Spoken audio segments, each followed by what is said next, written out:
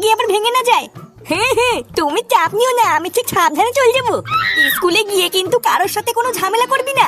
এই হাতের কাজটা নিয়ে সাবধানে এক কোনায় গিয়ে বসবি, দেখবি আবার কারোর সাথে যেন ধাক্কা না লাগে। আলি বাবা, বুঝেছি, আমি কি পাগল নাকি? বাবা এত কষ্ট করে বানিয়ে দিচ্ছে আর আমি ভেঙে ফেলবো? ও তুমি চাপ নিও না, দেখবে এবার আমি স্কুলের মধ্যে ফার্স্ট হবো। কিন্তু দাদু ভাই, তোমার বাবা তোমাকে কি হাতের কাজ বানিয়ে দিয়েছে সেটাই তো দেখালে না। আমাদেরকেও একটু দেখাও, আমরাও দেখি তোমার বাবা তোমাকে কি হাতের কাজ বানিয়ে দিয়েছে। ভুজা, আমি নিজেই এখনো দেখিনি, আর উনি দেখবে। দেখতো না আমি কালো কাপড় দিয়ে ঢেকে নিয়ে যাচ্ছি, সবার প্রথমে স্যার দেখবে, তারপর সবাই দেখবে। ও আচ্ছা, ঠিক আছে, তাই হবে।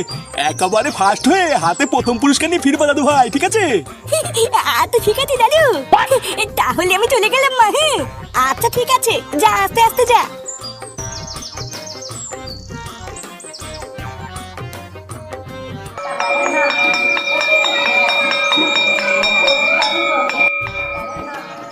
একই রে, তোর হাতের কাজ ঢেকে রেখেছিস কেন? দেখাতে কি লজ্জা টজ্জা পাচ্ছিস নাকি? হ্যাঁ রে, দেখ গে কি নাকি বালছাল বানিয়ে এনেছে, সবাই দেখে দাঁত কেলাবে বলে ও ঢেকে রেখেছে। তুই না, আমি যে বানিয়েছি না, এখন দেখলে অজ্ঞান হয়ে ছটফট করে মরে যাবি। কি বলে কি রে, আমরা নাকি দেখলে অজ্ঞান হয়ে ছটফট করে মরে যাবো? তাহলে কি বানিয়েছিস আমাদেরকে একটু দেখা, আমরাও একটু দেখি নাকি? ভূতটা তোদেরকে কেমন দেখাবো? সবার আগে আমি